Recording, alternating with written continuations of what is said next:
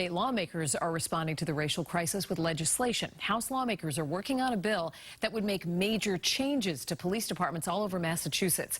As WBZ's Anaridis tells us, they're addressing some of the growing concerns. The Senate will be back in session. As legislators slowly return to Beacon Hill, calls for police reform continue to grow.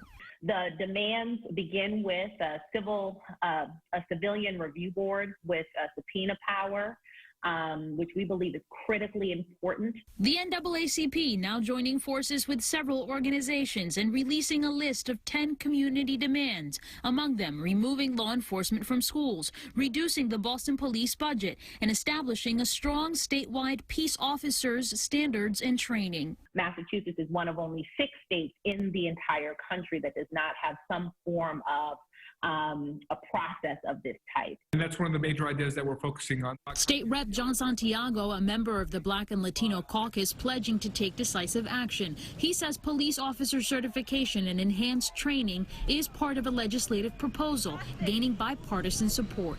For a whole host of people in the Massachusetts economy, whether you're a barber, electrician, a doctor like myself, that we have certifications. In order to practice, we need to be certified.